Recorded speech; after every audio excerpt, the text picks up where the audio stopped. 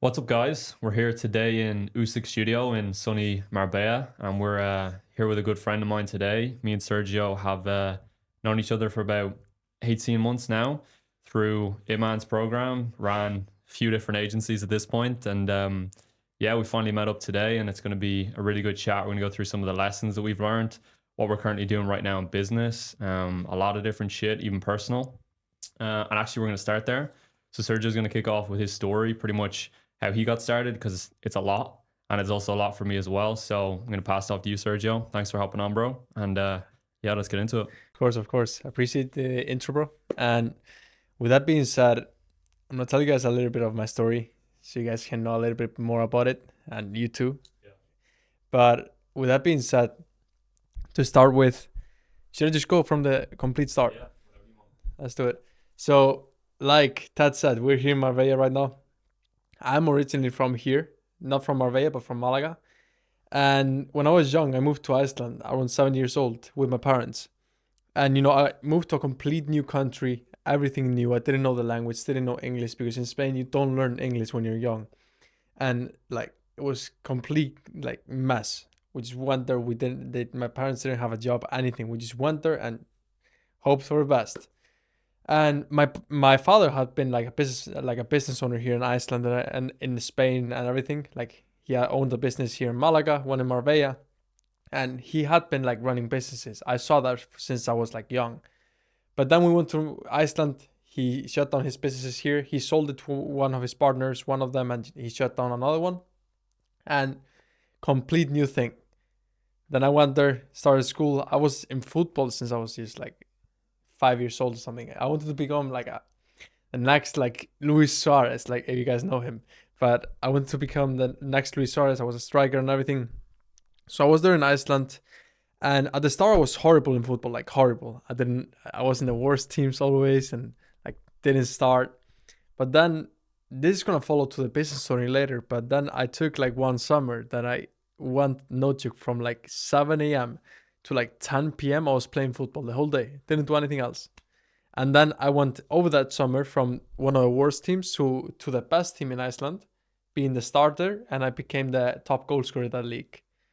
And set records when it comes to that league in football and everything. Then it came a day that I was like, shit, do I really want to be in football? Because I'm not going to make a shit ton of money in football because, well, I know people in the Premier League that make 25, 30 grand a month. And I'm like, what am I going to do with that money at the start? So I was like, well, let me check into something. I tried dropshipping at the start. So I joined Hustlers University. Same. Yeah. I think most people started with Andrew Tate's course. Yeah, we did. Yeah. So I started there, tried dropshipping, tried ecom. I went a little bit into Amazon FBA, but I didn't understand it, so I just didn't really go into it.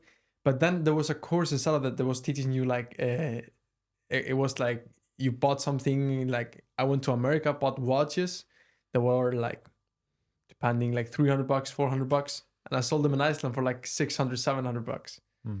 And I started doing that, but the problem was that I couldn't be flying in between non-stop. So it was like I couldn't be doing that.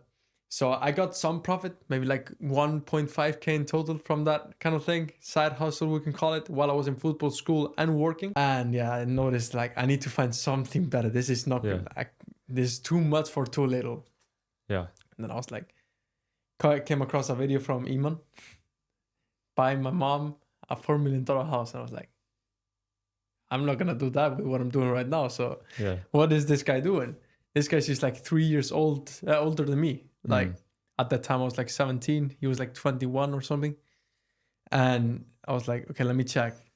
Went through his like links and everything. Saw, I think it was called Agency Navigator at the time. I didn't buy it at the time, but I started watching all of his content.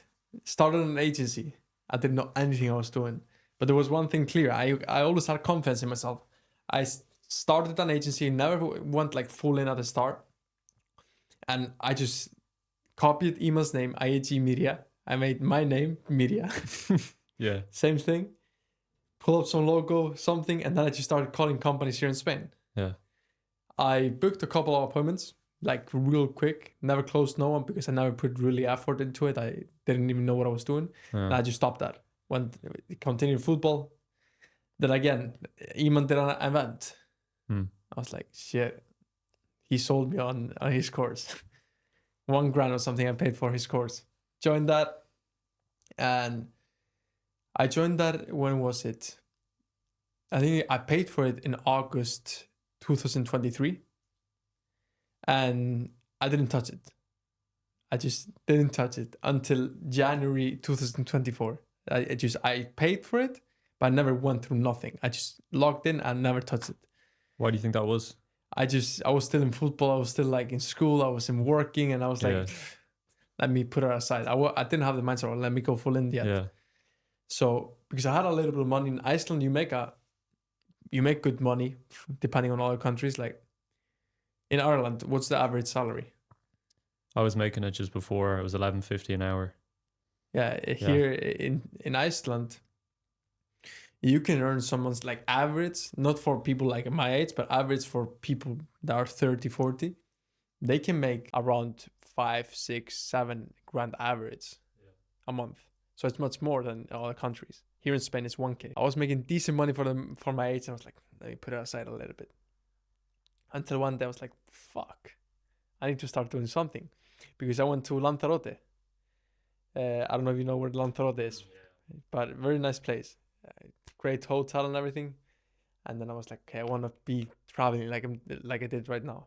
Because it was January, snowing in Iceland, and there was like sun, 25 degrees. I was like, okay, I want this. And funny enough, now I'm moving there. But then I went through his course like this, like three weeks or something. I went through everything. Didn't do anything else, just watching videos. Didn't implement anything he told me. I just went through everything, all the information. Then after I went through everything, I started implementing everything. Started cold calling real estate agents, like most people. And I think 90% of the agency like world, everyone goes into real estate at the start. But started that, signed my first client within 1 week. Just started cold calling like crazy. I was working, to give context, I was working 8 to 8. So 8 a.m. to 8 p.m. I dropped out of school. Just dropped out. I didn't even finish high school. I just dropped out. And yeah, then I went full into this. While I was working 8 to 8, I called my coach and I was like, bro, I'm not coming again. And it was after the season, I just set a record of, I scored 31 goals in 19 games in the league. So they were like angry when I said I'm not coming again. And I told him I'm not coming again. I'm done. I need to find something new. And I just did that, and then I was working 8 to 8, getting a salary to then go invest into like mentors, this and that, ads or whatever. But then I started cold calling. Signed my first client first week, $1,500 a month for 3 months. And then the funny story with that client is that I didn't know anything about nothing, because in Agency Accelerator, you're buying a course. You're not buying someone that you can ask questions. So I was like, okay, let me try to figure something out. He paid me like 7 days later. Like, it was a headache. He like hopped on calls, and then he wasn't answering. Then he answered again. It was a headache, but he paid me. Then we had the onboarding call, but he had to reschedule it. Then I was calling him, let's get onboarded. He didn't answer for 1.5 months. Then he called me, oh bro, sorry, I've been busy. And then I was like, shit. And then I onboarded him. Took a call with him, onboarded him, and then again, he didn't answer for like 1.5 months, but he was paying me, and I was like, what is this? I was so lost. I was like, it came a moment that I was still trying to sign clients, but this made me like so lost. I was like, someone is paying me, but I can't like do anything for it. I don't understand anything. I was like, I'll get the money, but I don't understand what's happening here. Then one day I was like, okay, I'm lost. And in that season, I got that money, took all of that money, invested into John Danes. You guys don't know him, but yeah, invested into him because he was in the same niche, real estate. So I was like, shit, let me check him out. But the funny thing is that I didn't think about it. You thought about it because I think he tried to sell you on it too, right? Yeah, I can't remember exactly, but I never ended up joining, no. Yeah, I think we talked about it sometime, and you're like, yeah, I don't know. He was doing it too long ago, and like, I didn't think about it at that time. Yeah, like I think we're constantly like me and Sergio have a mentor right now that is currently doing it, and I think it's very important that if you guys find somebody that you want to work with, make sure two things: that it's one to one, and make sure that they also are currently doing what you're doing. Because I think there's a lot of hate for mentorships, but if you generally have someone that's one to one and somebody that's doing better numbers than you, like it's obviously the investment that you guys need to make sure that you just kind of shortcut your growth. So yeah, we both had that kind of mentor right now who we pay good money for because it's, got us to where we are now. It's funny because when we talk, like you, me, we talked to our mentor too. He had a very similar story to me when it came to football. Like most people have that choice. Like, am I going to try to be like a TikTok dancer nowadays, like a celebrity or something around the lines, like a sports guy? Like, but at the end of the day, if you're in sports, you don't make a shit ton of money. You are capped on how much you make on how good you are. Like, you can make a shit ton of money with like Ronaldo, Messi, Neymar, these guys. But if you are like an average player in like an average league, you're making 10, 20 grand a month. So and in golf even less if you're average, because football is the most paid one. So I can't even imagine in the golf one. No, golf's actually very good. Like people are paid hundreds of millions, but it's again, you have to be in that top like That's the thing. 0.0001%, or else you're paid nothing. I saw it like that. I was Yeah. like, where do I have more probabilities? Because I just watched numbers since I was like Yeah. young. I always see, okay, I have A and B or C. Yeah. What is the most probable for me to actually make it work? I was like, football. I can make it work, but it's gonna be much, much, much, much more effort than put that effort to business, and I make like 50 times the money. So I was like, let me go into business, put that effort. Like I put 13 years, and I wasn't still in one of the top leagues. I was in Iceland and one of the top players there.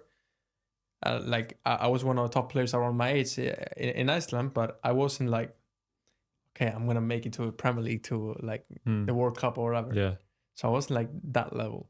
So it's like, it's gonna be very hard for me to get there. Let's be realistic. Let's go into business, put that effort into business, and see what I did. What I didn't do in 13 years in football, I did in 1 year in business. Yeah. It's the thing. I think it was like a bigger risk for us, whether Yeah. it was football, whether it was golf, if we actually stayed there, because the chances of us making it to where even where we're at now, or the point where we want to get to, like one of our milestones is to get to 1 million a month. It's like that is going to be more achievable than trying to get to the upper echelons. And not only that, once you get to 1 million a month in business, it's a lot easier to retain that wealth than it is like if you're to get the top 1% of footballers and top 1% of golfers, like, or 0.1%, it actually gets harder to stay there because I mean, competitions even like nowadays is just getting harder and harder. So I respect the shit out of people that go all the way with football, Yeah. and go all the way with golf or whatever sport. But it usually comes down to like they have a lot of financial support behind them. They have a lot of backings. Whereas I think in our cases, we didn't really have anything to fall back on, to where it was like, It's one of two. Like they either have nothing or like complete nothing. Yeah. Like Messi, Neymar, Ronaldo, all of these guys were almost homeless. Yeah. Or they have a back like Haaland, that he had family, had money or something. Yeah. So you have those two options always in football. You never see a middle class going to football like crazy. So that's the thing. And we were kind of like middle class kind of people. Yeah. I don't know about you, but I was in the middle class around the lines with my family usually. So that's the thing. It didn't make sense for us. No. Yeah, it just doesn't. So, but at least, yeah. Getting back to my story a little bit, I visited the John Danes, and I was there for like 3 months. I met one of my business partners there. Like we partnered up in that group. I stopped the agency I was running. He stopped the agency we were running. Then we started a solar agency, and we decided to do something crazy. That's when I went, and I was watching things like Joe Kaplan. I don't know if you know him. Do you know Sergio Tavares? I know everyone. Yeah, Sergio Tavares. I was like watching their content, and I was like, Sergio Tavares is fucking G. I was like, I love him. Like, he's same name as me too. Like, so it was funny. I was like, let me check what he has. Then one day I was like, hopped on a call with their closer, 30 grand. I didn't have any money. Told me 30 grand. I was like, fuck. It's like, what the fuck am I gonna do now? I don't have that money. You know what I mean? But I knew I had to do something. So I wasn't the kind of people that they hear 30 grand and they get like shit in the pants. If you know what I mean? I was like, okay, 30 grand. But that 30 grand, if I pay that, I'm gonna have the information to make like millions, if you know what I mean. So let me go and pay that.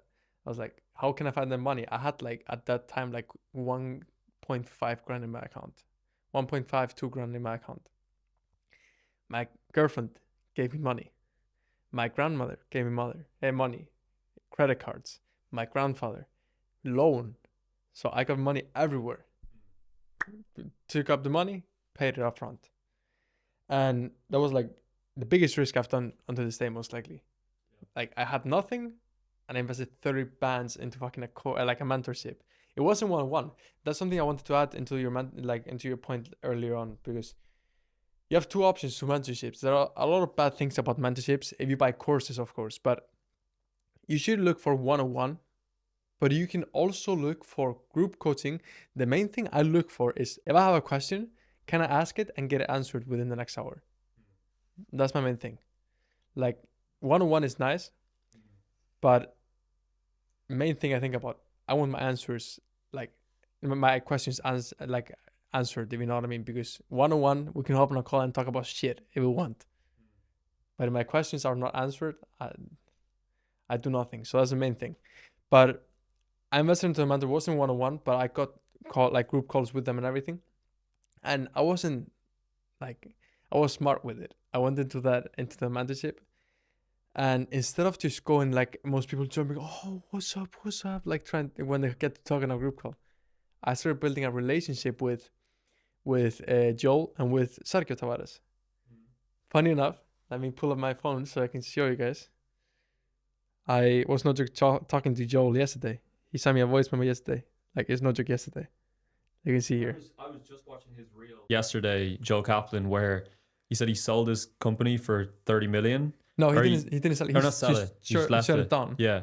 So he left his company and it was 30 million. And the reason he did it, I don't know exactly. It was kind of like a reel that went viral, but he was just saying like exactly that he just lost all meaning to business and he just lost like touch with God. And that was the one thing that he was lacking. So like, I think one thing to like know for there is like, if somebody has been in the game like more than us for like probably 5-6 years, maybe more, 10 years, Yeah. and he sells or just leaves his company that does 30 million. And it's like, well, if you're going to look into that and say, okay, if you can learn from your own mistakes, but like if you can learn from other people's mistakes, that's where you're really winning. Funny enough, I was talking to him about this. I asked him like, bro, like why did you shut down Agency Lab? Because the course mentorship that he closed down, the 30 million company, is the course I bought into, the 30 grand. And I remember talking to him. He was like, I can't hop on these calls anymore. I have too many stupid ass questions. I like people asking how do I make 10K a month when this guy's making, over 1 million a month. So he was like, I can't have these questions being asked to me. I just feel like I'm dumb when I'm in those calls. So he went on and told me right now he's just helping people go from 10 grand to 100 grand, not people below 10 grand. But that's kind of like more course and they don't get a lot of access to him. Then his main thing is a management company that same thing we do. Is it funny enough, like most people go same route that we're doing right now. We'll go deeper into that later, but he just helps personal brands, info products, take them to a next level, if you know what I mean? Webinars, all of these things. Yeah. So that's what he's doing right now. Just went full into that. Now that company, he took it from 0 to like 700K, I think, in like 3 months. So he's making good money with that. That's why he shut down the other thing too. The main thing that I was saying, something that everyone here should think about when you're investing into a mentorship. You're not looking to invest into a mentorship and then just try to get information from them and just go. Main thing you're looking for at the end of the day, because instead of having all the things always transactional, you need to go and do them relationship wise. What I did, I built a relationship with Sergio Tavares and I built a relationship with Joe Kaplan. They knew who I am. And they still know it to this day. Like I just show you guys, I was messaging Joe Kaplan yesterday. I was talking to him through voice memo, so it wasn't his satter. Like most of you guys send them a message and they're like, oh, you see Iman Katsi answer me. Yeah. But it's just a satter answering. So it was a voice memo. So you guys, I just show you, it was a voice memo. So it was him. And I built a relationship. And when I needed help, I just sent them a message. I was like, no one got to privately message them. But sometimes I privately message like Joel on Instagram or Messenger, and he answered me. like do this, like quick. So I didn't go in, invested 30 bands, and I was like, okay, let me just ask them the questions on group calls. No, I built a relationship, and now they want to help me out, because at the end of the day too, it's going to help them because they can upsell me to their mastermind and those things. But also I just built a relationship, so I gave them value, they gave me more value back. I paid them, and they didn't expect me to give them value, but I gave them value. Came back. Everything that you give comes back always. So that's the main thing. And now I'm currently talking to him because I was talking to him about personal brands, and we'll go deeper into that now soon. But yeah, I went into personal brands, and now we're both looking to scale our personal brands like crazy. We never like really touched on it. We're in Ema's course. No one talks about personal brands, agencies, this and that. So we're a little bit late into it, but now personal brands is everything. If you have a personal brand, you'll make money. That's the main thing. You can have the worst followers in the world. You can sell them at $20 thing a month. You'll make 200, 300, 400K a month easy. Funny enough, I'm signing a client now here soon. Like today, I have the call with them today, third call. Sales process, if you know what I mean. Third call with them. He has over 1 million followers. He's making 5K a month. I was like, bro, how the fuck is someone making 5K a month with 1 million followers? I was like, you have like 500K standing there a month, bro. You get 500 people paying you $50 a month out of 1 million. But yeah, then to end up my story, then I scaled my solar agency, scaled it to 140 bands a month, so 140K a month in 6 months. I went 0 to 30 first month, 30 to 50 second month, 50 to 80 third month. Then in the mid of that second month, I hit 103K a month. Then January, I had my first 80K week. I don't know if you have seen that screenshot, but I had my first 80K. No, it was in February, to be exact. I think it was the 14th of February or something that I hit an 80K week. I was traveling that week, so it was weird. Like I traveled and I hit my record week. It was so weird, but just went up after that. But then I sold my company. I sold the solar agency. I didn't sell it for like 2 million or whatever, like most people would say. The honest truth is that I got decent money. I can't say exact numbers because on the NDA of the contract, but I got decent money. I got basically 6 figures. But main thing is that I have equity in the company still, and I have them as a client, as a done for you client right now. So I get equity, I get rev share, and I get a monthly retainer from them. And I don't have to be running the fucking crazy company because I was running. There was a point that I had 200 employees. Imagine having 200 employees, bro. I don't know if you've ever had that, but 200 employees. I'd go back to professional football. Yeah, me too. Like it was a headache. I had like so many cold callers because it wasn't 200 full-time employees, but I had like maybe 15, 20 full-time employees. But then I had like 200 cold callers because that was my service, cold calling for solar pros. I was cold calling for solar pros, but then I got the company on Billboard and sold the company 1 week later. Put it on Billboard, and they were like, "Oh shit, Billboard!" Got like 14 clients in 2 days because I put it in New York because I put it in New York. Got like 14 clients in 2 days.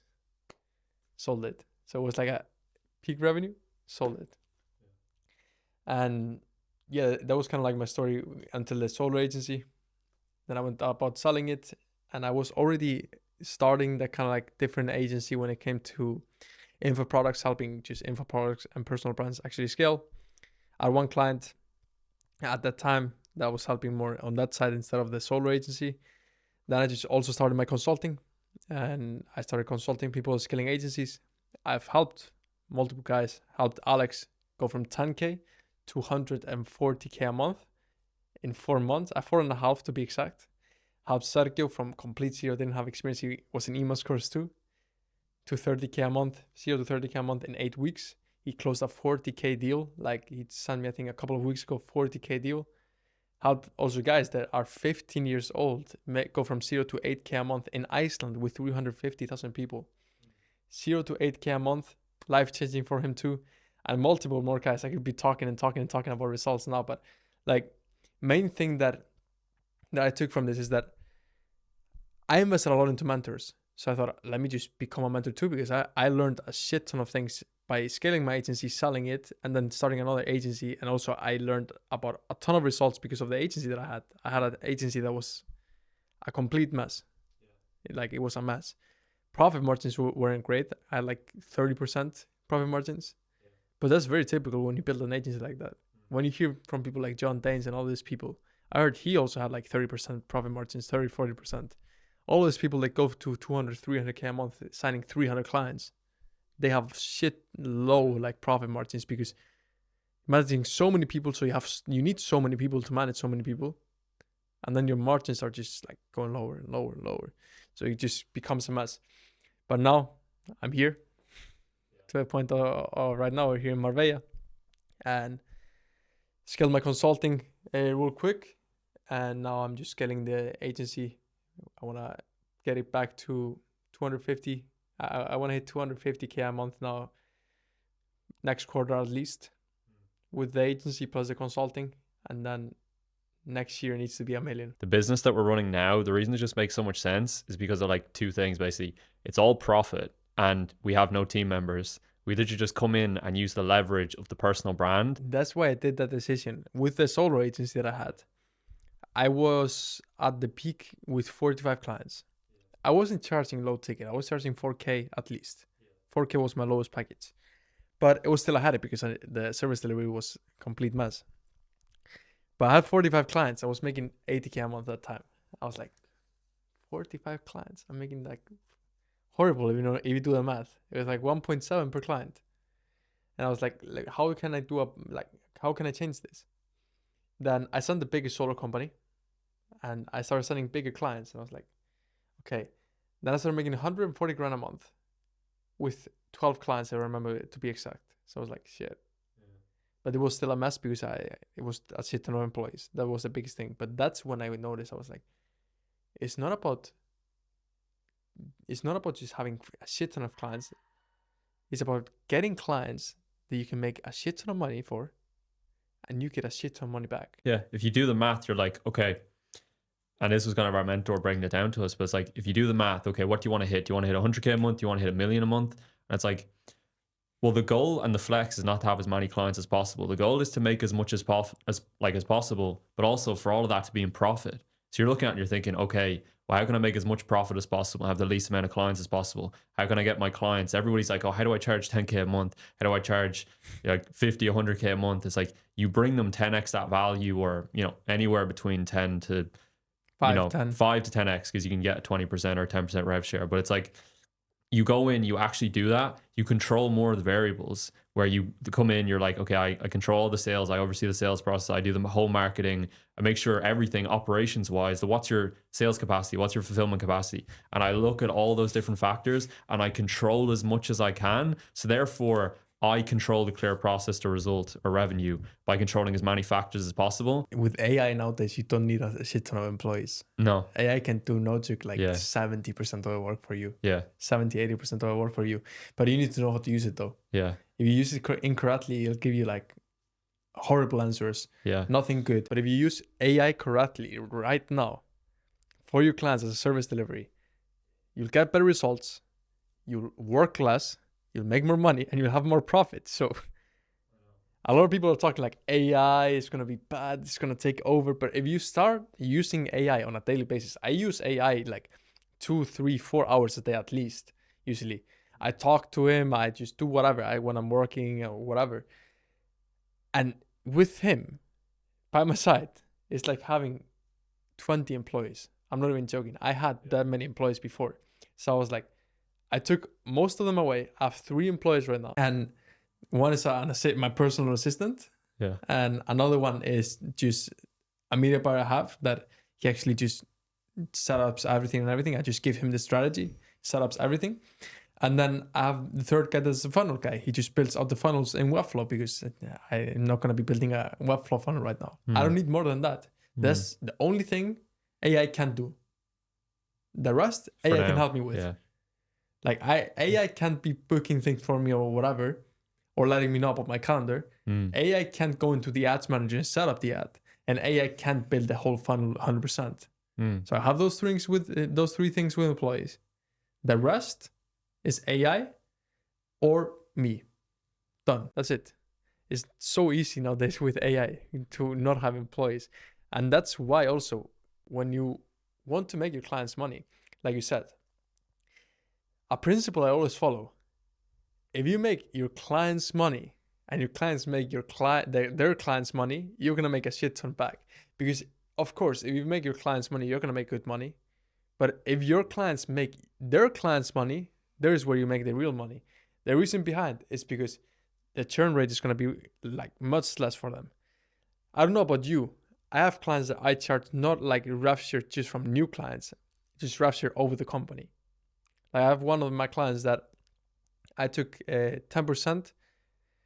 With this one, I didn't take like net. I took just rev, 10% rev of the whole company of everything, referrals, everything. This is a strategy you can use.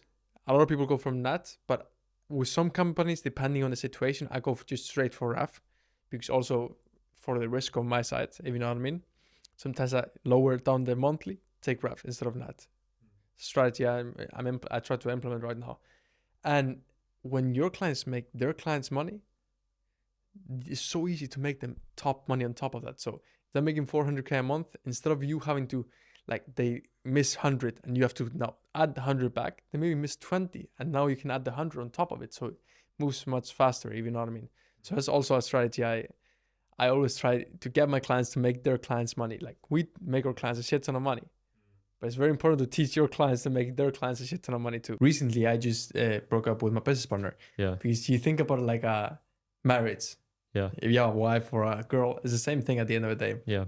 So imagine like this. Let's say you have a girl or a wife, and then both of you guys are just average when it comes to, say, like the form you're in, or if you're healthy or not. But then the guy starts like working out, taking care of himself, and the girl starts being fat. Do you think that guy is going to want to be with that girl much longer? No.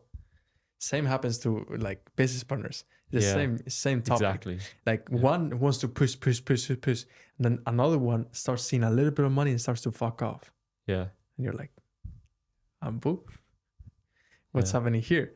And you need to have that that conversation with your business partner, and then that's very important.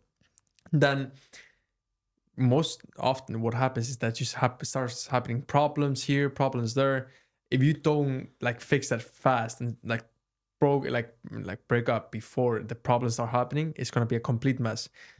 Lucky, my business partner and I, we were smart. We stopped everything before any problems happened. We finished very well together, if you know what I mean.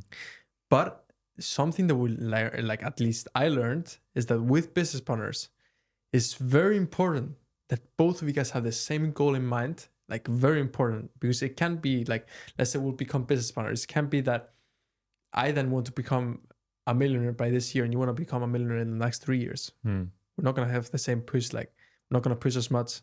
We're not going to have the same mindset while we're working. We're not going to be moving as fast as we need to hit the million this year, if you know what I mean. Yeah.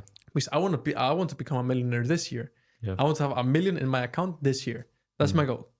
Similar to you, like next birthday, I want this like this year. Yeah. And with business partners, just look out. Are they either investing money into the thing and you're not investing? Are they investing time because you don't have time? Or are they investing knowledge that you don't have? One of those three things. If they don't have those three things, and because let's say they come with money because you don't have money. If you have money, don't even ask someone to come with money. That's the thing. Then don't get a business partner from the get-go. Like, I would say 5% of occasions people should get a business partner. When they ask me, like my students, they ask me, should I get a business partner? 95% of times I tell them, no, don't get a business partner. Go out and make money yourself. You know the reason why they want business partners as well? And I've been there. Because you're scared to go into business yourself and you feel like you need somebody there to even hold you accountable or somebody just to talk to because you're lonely. But when you ultimately take up that responsibility and you're like, oh, this is the reason, like, truly ask yourself why you want a business. Do you need a business partner or do you just want one? And a lot of the time people actually want a business partner. They don't need one. So you need to ask yourself that. And there's a lot of different factors. Like, do you actually, personality wise, do you guys get on? Are you going to clash leadership wise? like do contrasting skill sets, all these different factors. So a business partner is the quickest way to almost like ruin a business in a sense if if you choose badly. Not only Yeah. that, who Yeah. needs a business partner in agencies? Yeah. No one. Yeah. Agencies is so simple. I know. Yeah. Having a business partner is just like saying, I want to fuck off and make less money. Yeah. That's pretty much it.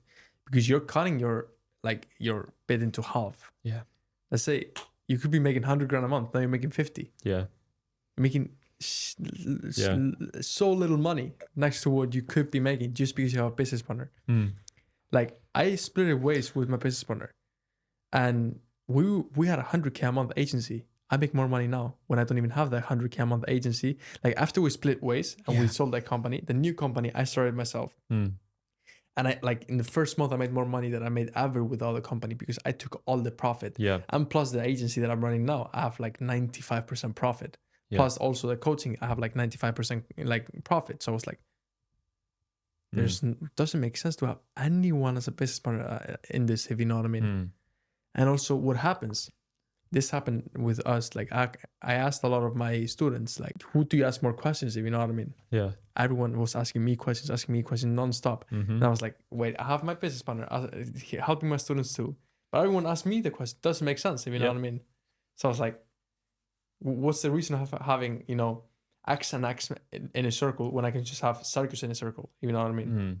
Doesn't make sense. So if you're going to go and start on this like SaaS company, you're going to have a business partner. Bigger, like that's big boy thing, if you know what I mean? Yeah. We're playing a small game right now, bro. Yeah, I know. So it's, when you go into real estate, commercial real estate, or you go into a SaaS, you go into big ass companies, like you can go and make 100 million. There you need equity investors. You need like all of these people. You know what I mean? People investing.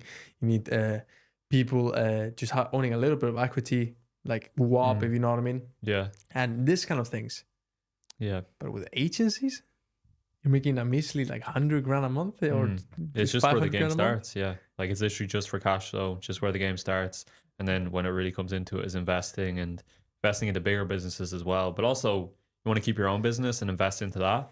But like it all starts with agency and cash flow. I have a question to you though. Yeah. Then you can continue with the story. Yeah. What's your goal after the agency? With my current agency? Like, what's your goal after the agency? Do you want to continue running the agency afterwards? Or do you want to sell it? Do you want to, like, just get cash flow and get into another business? Yeah, I think so. Luke Alexander, we had him on for Community on Inside of A Players. Shout out to James, it's a top community. But we had him on for a call and he broke it down very simply to where it was like, he, has like these 3 different vehicles. There's a lot of different vehicles, but like you basically have agency for cash flow. That's what a lot of people say, even if it's not their brand or business model they're promoting as a personal brand. And then you obviously have software that you can get into, you've investing that you can get into. And like agency is just a means to acquire cash flow. And then obviously there's no reason why you can't sell it or keep running it yourself. If it's making money, then you probably just keep running it.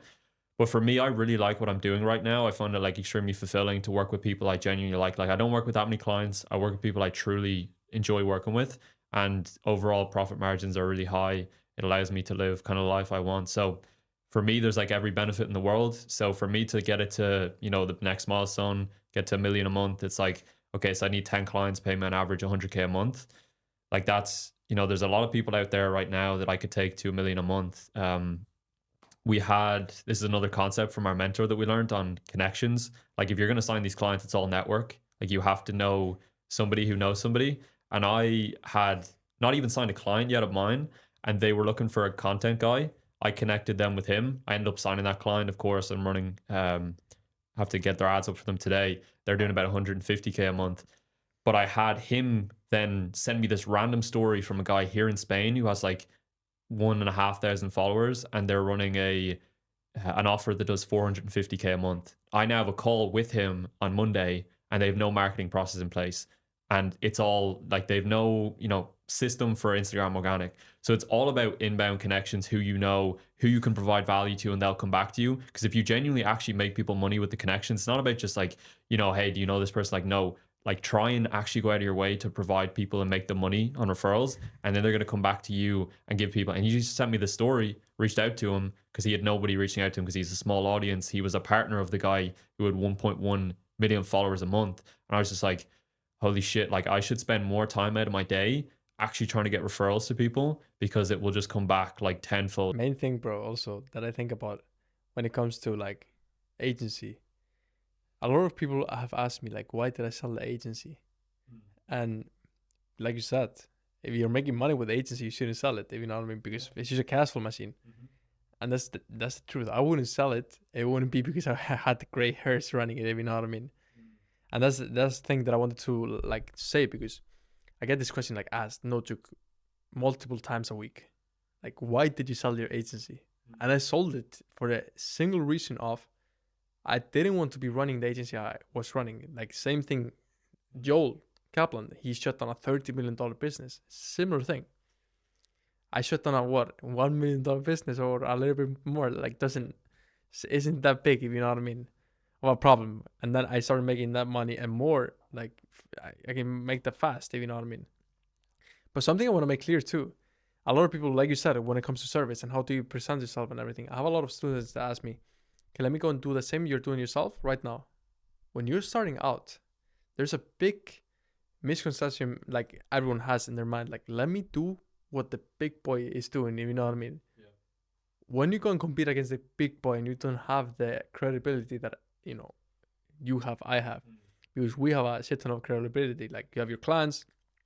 I sold a company, I scaled my own company. I have students that I can show. I have clients. I have, like, you can go and check on my, you know, IG and just scroll through results.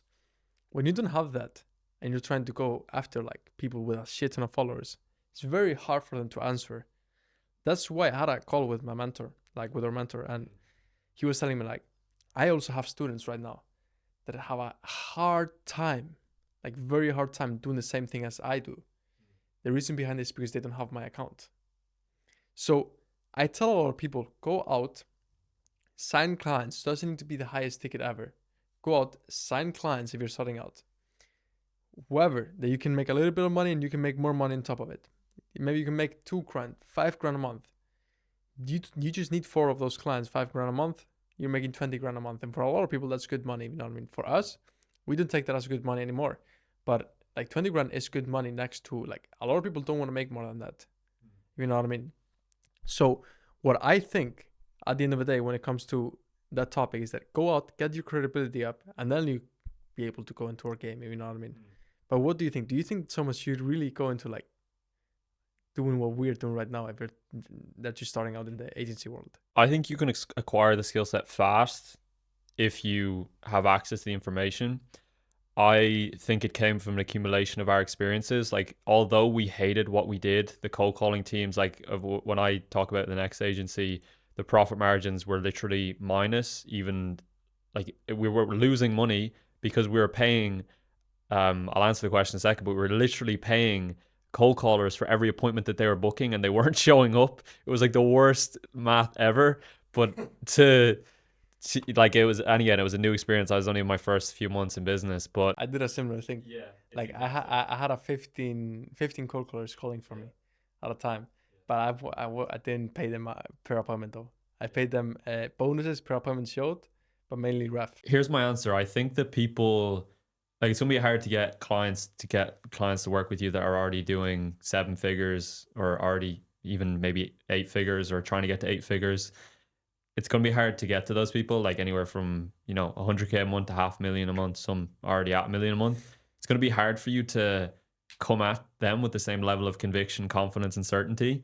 So what I would say is work your way up to where it's like, you know, you may have the end goal as well of like $1 million a month and you want 10 clients to pay on average 100K a month, but you're going to have to work your way up to where it's like, okay, I've now gotten this client from, you know, maybe 20 to 100K a month, and then you can start going to the 100K a month people. But it's all about credibility. It's all about how you present yourself. It's all about everything. Like, it's all about your energy, your conviction levels, your certainty, confidence, like those 3 C's. And then from there, like, what do people think about when they see you? All these different factors, but you have to stand out. And you, like, because these guys, they will, like, if you don't know how to negotiate and know your worth, they will whittle you down to the shitty price that you were paid for the last people. So make sure that you come in, you know your worth, you actually believe in yourself and the results that you can get, even if you don't have 100% belief or proof in it yet, but you just come in, you back yourself and take that slight risk maybe, But yeah, it's something that's definitely earned over a little period of time for sure. Something I say too, because you said like you can get the information fast and learn it, the Yeah. skills. But something that people don't want to do then. They don't want to invest into a mentor and they want to learn the information fast. Yeah. You're never going to learn all of the Yeah. information you need through YouTube fast. Yeah. You need to find the videos. You don't get all the information you need on the videos, and then you can't ask no one questions. You need to invest into a mentorship fast because you need to have someone by your side has done what you want to do and is currently doing it, so they can know to guide you step by step on all the problems you have, because they have gone through those problems and just see it as like small problems, and you're like, Yeah. oh, I had someone like right now. I had the funny enough, you had the SMS didn't work for you the other day, right? Yeah, we got it sorted. Like you're Yeah. like, oh, I don't have the SMS. Most likely, then you have like our mentor or Yeah. his mentor watching that. They're like, bro, Yeah. I can fix it in a minute. You know what I mean? Like, Yeah. but then we're like, fuck, dude. Yeah. I didn't have my funnel work, like my domain work when I was running my first webinar. I was like, oh, my domain is not working. It was a quick fix, but we just stress out for little things, and then imagine Elon Musk stressing out for domains, Yeah. No. Yeah, it doesn't make sense. and he's sending rockets up to Mars. Yeah. He has much bigger problems. Yeah. So you need to work your way up. Like if you haven't signed a client for, $2,000, don't try to go for 15 grand. Yeah. Like try to sign someone for 2 grand. I'm not telling you to sign someone for $10. I'm telling you start at 1.5, 2 grand. I started at 1.5. That was my first client ever. Start at that amount. Try to go to 4 grand. Try to go for 5 grand. Then you can work your way up. Start charging ref shares on top of it and everything. But like you don't have any confidence in yourself because you don't know what you do, if it works even. Yeah. And then you're trying to charge someone without confidence the money, like 10 grand. Like no one is going to pay you that. Yeah. Because they can see through you. You know what I mean? A lot of people can see through, like you can talk your way out this and that, but people see through that. People that are able to pay you 10 grand are going to see through. Like no one that's making 15 grand is going to pay you 10 grand a month. So when you're going after clients making at least 100 grand, at least they are going to pay you 10 grand a month. You have to be willing to go above and beyond for your clients as well, because when you have few clients, it's not just about results, it's about relationship as well. It's like 80% results and 20% relationship.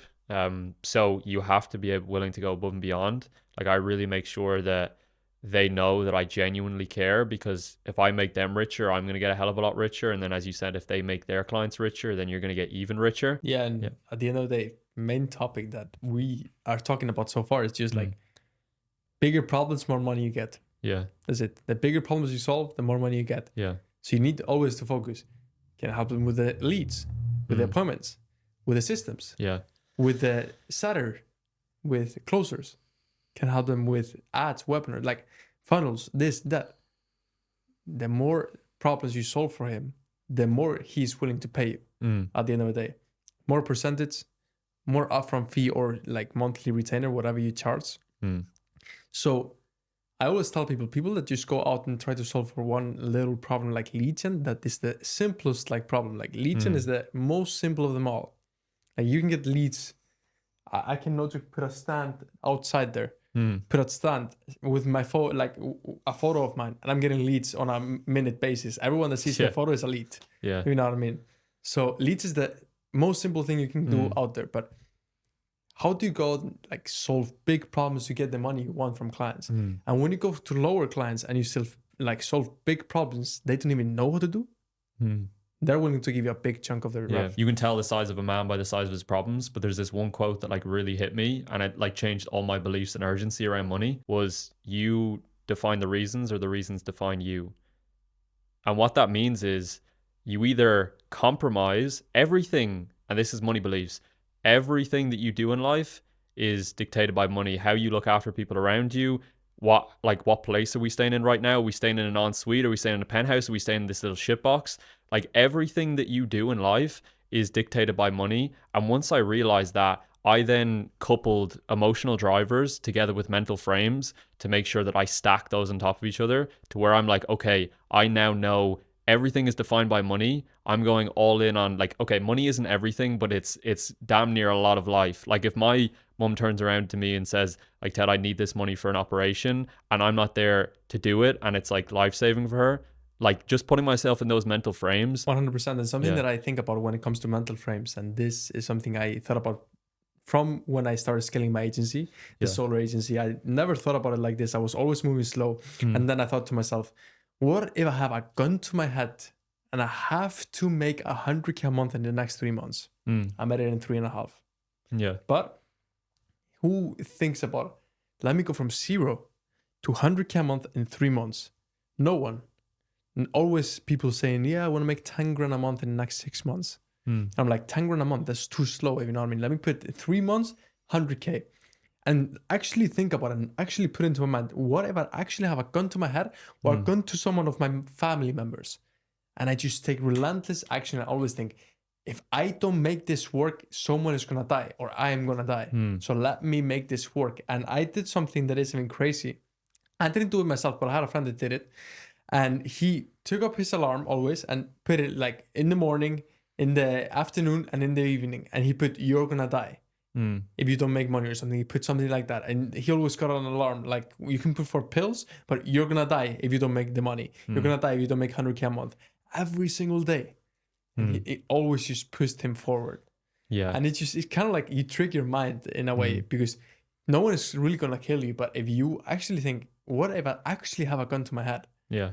Because if you think about it, what if you don't have the money? Then you go, like, I don't know if you know the story, but Andrew Tate did go to like London. Yeah. And he got a few people like attacking him. Like with London is horrible. Yeah. But if he didn't have all the bodyguards he had, he wouldn't be where he is right now. No. He would be dead. So it's the same thing. Yeah. What you maybe have a gun to your head, but you don't know it. Yeah. You have a gun to your head tomorrow, but if you don't have people around you to actually fucking knock that guy out, Yeah. what are you gonna do? It's the same topic you just touched Yeah. on. What if my mother has an operation, or my grandmother, or whoever, if you know what I mean?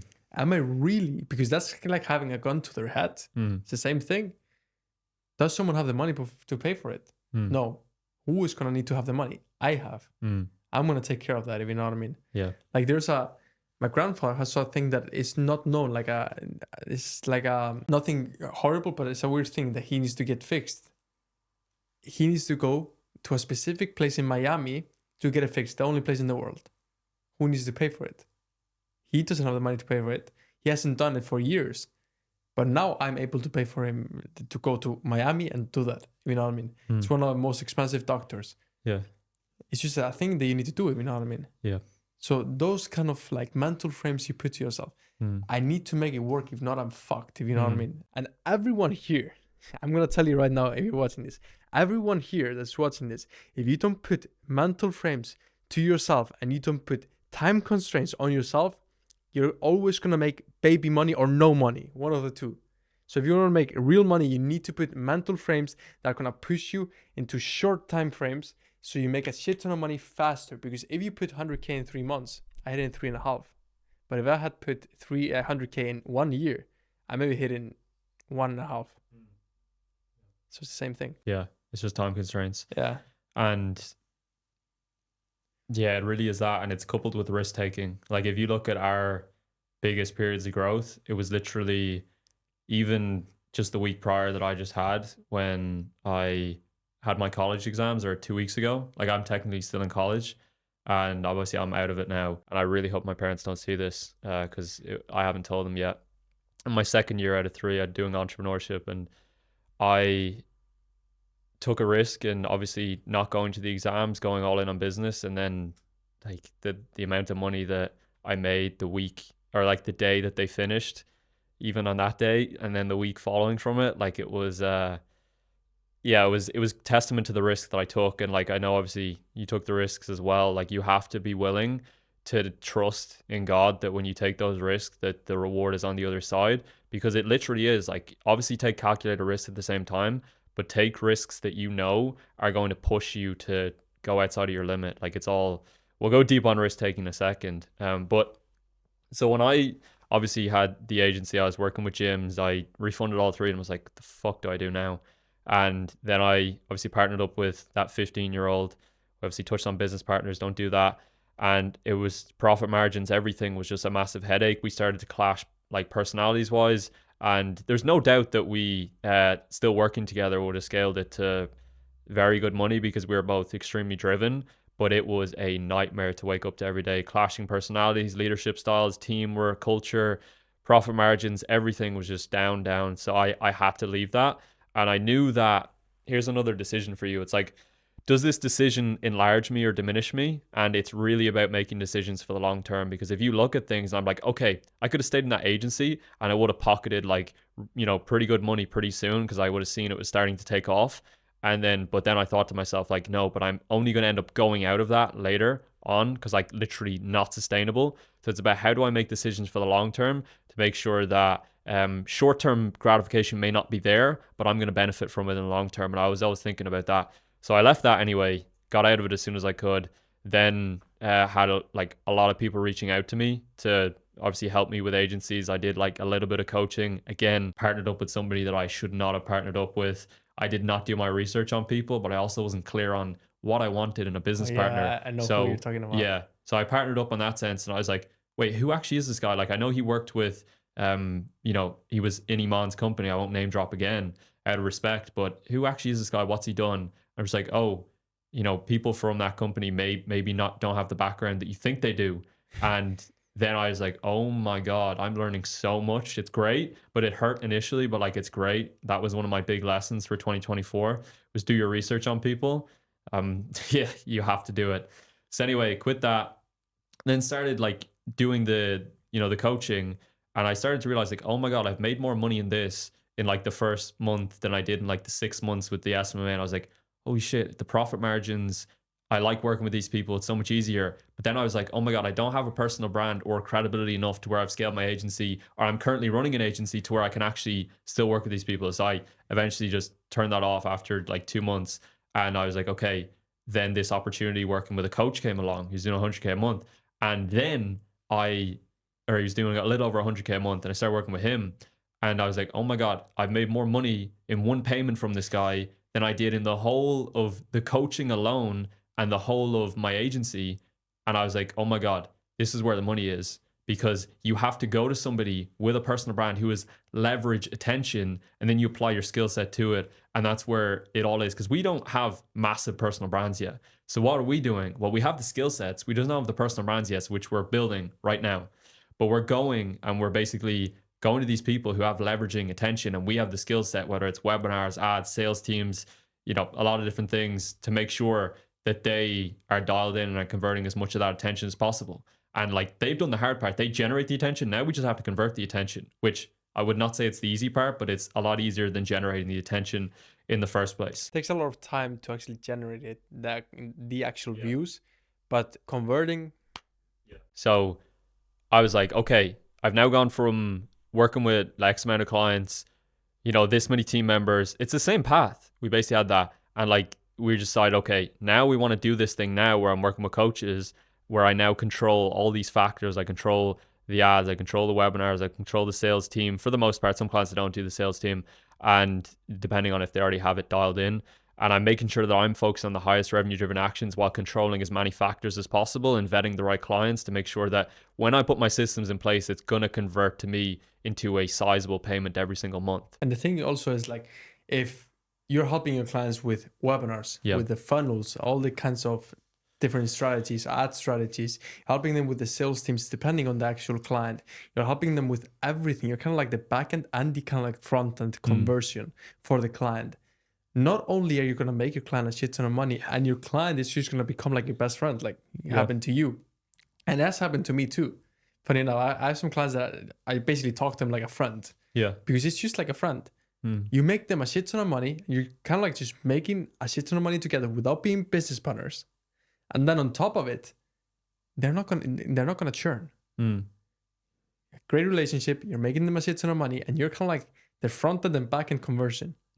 So how are they gonna churn? If they take you out of the business, they're taking like maybe 70% of the ref out of the business. Yeah. So it's very hard for a client to churn when you're handling so many things. And that's the great thing about this too. Yeah. Because like when you have an agency like we had, You refunded all of your 3 clients. I myself, I was churning like my first 2 months. I was churning 60% of clients. It's because of what we're taught. Yeah. We're taught to overpromise, and then we end up under delivering with our big irresistible offer from $100 million offers. Yeah. We come in and we guarantee them X. We don't know how to fulfill on X, so we end up refunding them. And it's a constant churn and burn model until you get to the point where you're like, oh, I actually need to have this offer that I can actually fulfill on. And then you end up signing like no clients, and it's really slow. I'm not saying that you can't make money with SMA. And like, I know like a lot of guys that are, it's just they're like their hair is going to go gray if it hasn't already, because they're managing X amount of clients, X amount of team members, and it's just constantly putting out fires. So I'm not saying that doesn't work. I'm just saying that it's not for me, it's not for you. And that's why it just makes sense for us to be working with less clients, making them more money. And then on top of that, we have like no team members. Maybe we manage client sales teams, things like that, but we actually have no employees like internally for us to take care of, really. We just have like Yeah. little here, little there. Yeah. And that's the best thing about it. Yeah. And if you think about, I really don't have 2 full-time employees. The meter bar and the personal assistant. The funnel guy is just a freelancer. Yeah. I just get it when I need a funnel. You Yeah. know what I mean? It's just so easy. I don't need to be answering phone calls or problems here. Problems that are simple. Like, doesn't take a lot of time of the day. Right now we're in Marbella. We had the agencies. We would be like answering the phone right now while on the podcast. If you know what I mean. Yeah. So that's the thing. Yeah. I haven't touched my phone for like 3 hours. Yeah. I was with family before I came here. Then we came here are doing the podcast. So that's the best thing about this like model. Yeah. If you know what I mean. Yeah. Because 100%. Do your clients a shit ton of money. Don't need to put as much effort because you're making your clients much more money. Yeah. And it's not always about how many hours you put in.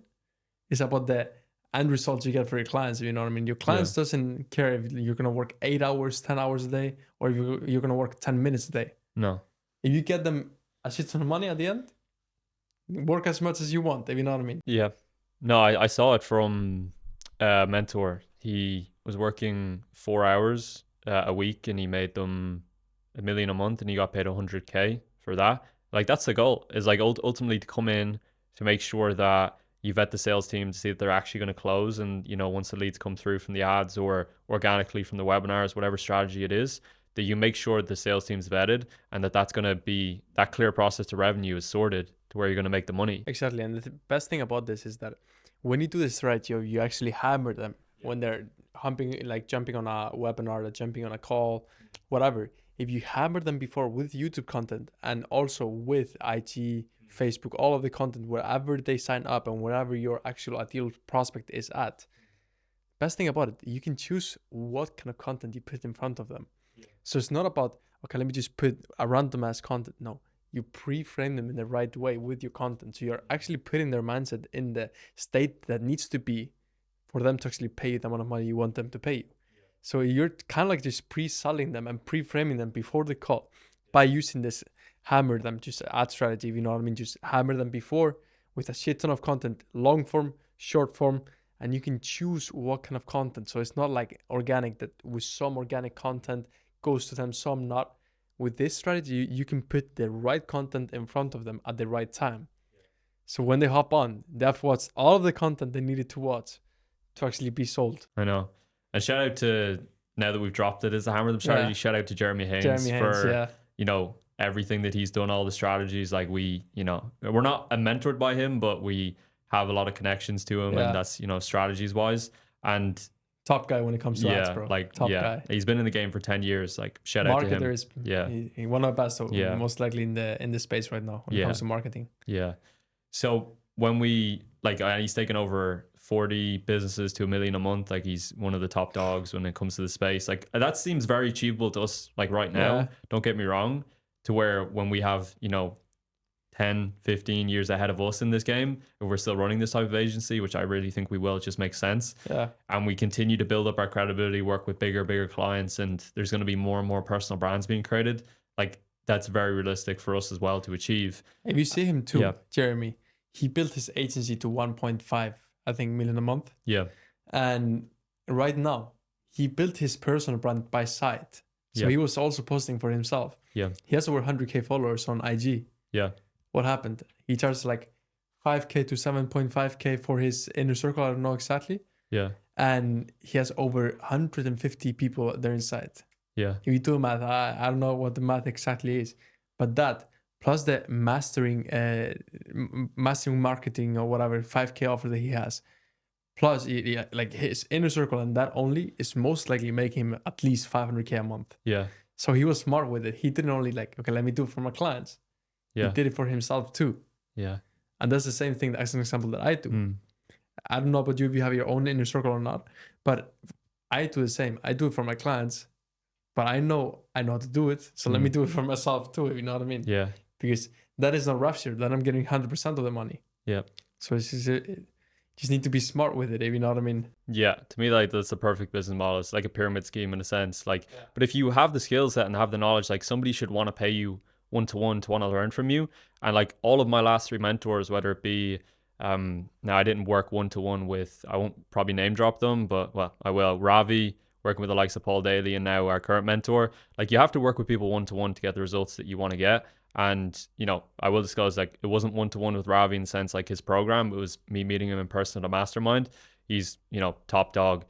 But I think one topic, like if you're an info product and you're doing like, you know, 100K a month or 50 to anywhere from 50 to 500,000 a month or even more, one thing that you're probably not aware of is you have to replicate that organic sales process when you're doing paid ads. And it comes down to 5 types of content. You have to have your flex content, you're living the lifestyle that they want to live. That's what originally gets somebody in. You have the expertise content, which is your case studies, you know your shit. You have your demonstration content, which is like an in-depth strategy. And you have your story content, which is them getting to know you more as a person. And then you have your objection handling content. And like what all of those 5 things do is they condense down the average sales cycle. Because if you look at everybody that's ever bought from you, they had to go through a specific set of consumables to actually buy from you. And you're breaking down that average sales cycle and condensing it down as much as possible. On average, like if you do it properly, it's like 7 days. But it's like the first point of contact that somebody comes in with you to when they actually buy. You're reverse engineering all of these different points to where it's like, okay, they consume this piece of content, the YouTube, this before the call, this made them buy, or we followed up with them, sent them this made them buy.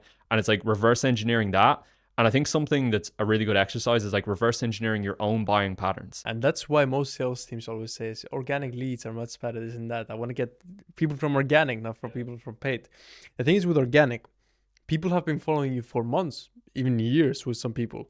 You know what I mean? So they have been watching your content and they have been watching most of your content. So they're 100% already, you handle all of their objections. They're pre-framed. They have everything, all the information they need to know to actually join your program. They have seen your lifestyle, so they see that you're the person they want to become. Because this is very important. The reason behind there are so many coaches out there, but most of them still make money, is not because, oh, I'm better, have a better strategy. It's because when they see your lifestyle, they think, this guy, I want to become like this guy. When they see your lifestyle, when they see what you do, when they see how you talk, when they see the things you do on a daily basis, they're like, I want to be doing the same thing as this guy. I want to be talking as confident as this guy. Let me buy from him so I can learn straight from this guy. Yeah.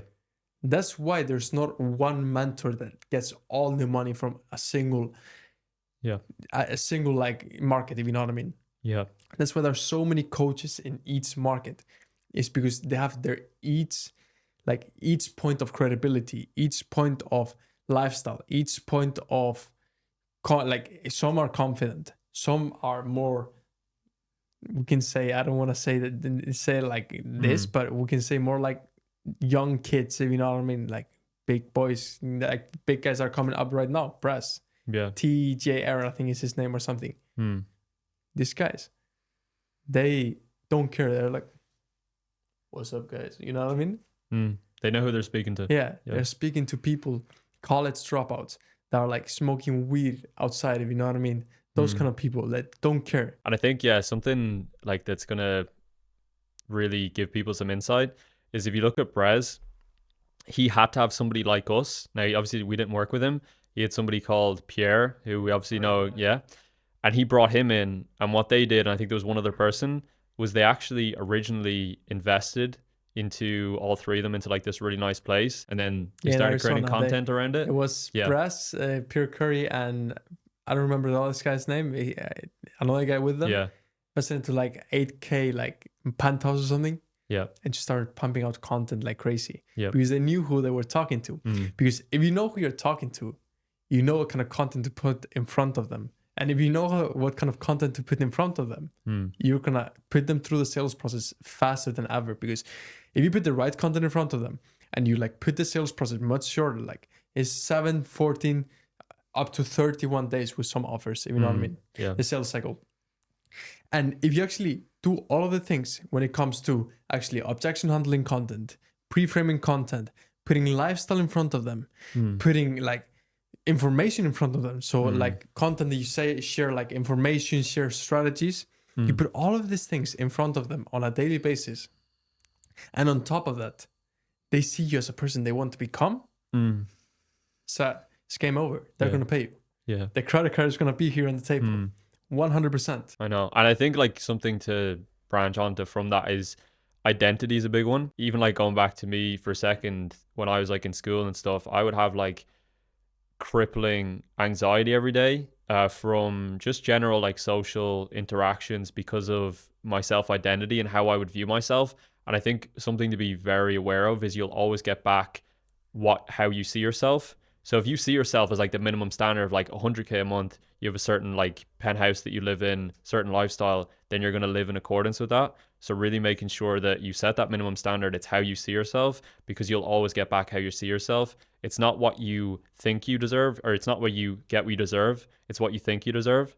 So really making sure that with all three of those things that you tick all those boxes, because for me growing up, I didn't have a whole lot of self-worth. And once I kind of nailed that, it was like for me, everything changed. I changed my beliefs, I changed my self-image, and you're making sure that you're getting back what you actually deserve. Exactly. And a great point that you did right now. And to follow up on the point is that the identity you see yourself with is the identity your team will see yourself with. Is the identity all the people online will see yourself with. So again, to the same point, people that are going to buy from you are people usually similar to you or people that want to become like you. Those are the two options. And the reason behind also why team members, A players, want to be on your team is because they see themselves in you, or they see this guy's going to take me to the point I want to go to, if you know what I mean. If you don't have the right identity and you're not a baller at the end of the day, if you're not an A player yourself, you're never going to attract A players into your team. And this is something I've said many times. A players attract A players. B and C players attract more B and C players. So you need always to surround yourself with A players, and you yourself needs to be the biggest A player, because with that, A players are just going to follow, if you know what I mean. The truest fact is like you'll never exceed your own level of personal development.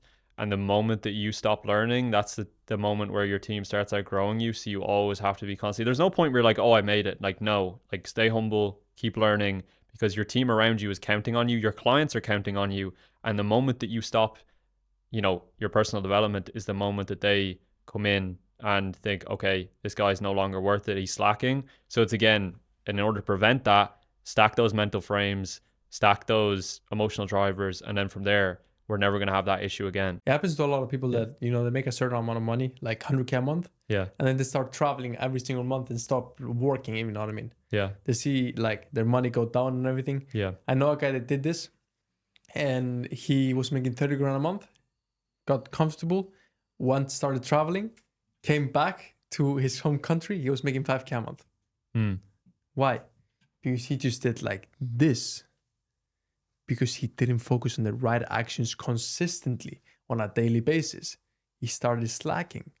And same thing comes to this. He lost team members. He lost clients. He lost everyone around him that was helping him. I was one of his friends. I stopped like hanging around him too. Because the thing is, if you are not hanging around people like you or better than you, you're never going to outgrow yourself. Yeah, so like it's really about create that environment within yourself, and then it attracts into other people. As you said, A players attract other A players, where like you're just creating this intensity, this time constraint environment to where A players love to be put under pressure, whereas B and C players will push back. So you clearly find that it's just going to attract the right people, and making sure that you just have that culture right from the start. And I make sure that there's a minimum standard for my team as well in terms of personal development, because everything that comes in terms of team growth comes after a result of my personal development, what I feed them on a daily basis, you know? Exactly. And a very good point to say, like, me, myself, I was running a webinar like 2 weeks ago. Mm. And what I did something that a lot of people wouldn't have the balls to do. But instead of me starting doing the slides like 2 weeks before Yeah. and being slow, Yeah. I didn't touch them. Yeah. 1 hour before the webinar, I started doing them. Yeah. What happens? I only have 1 hour, so I need to finish it in 1 hour. Exactly. There's nothing else to do. Yeah. So I just put shit ton of like time constraint. It can take for some people like 5, 6, 7 hours to do the webinar slides. Let me do it in 1 hour. Mm. And to make sure that I do it in 1 hour, let me do it 1 hour before. Yeah.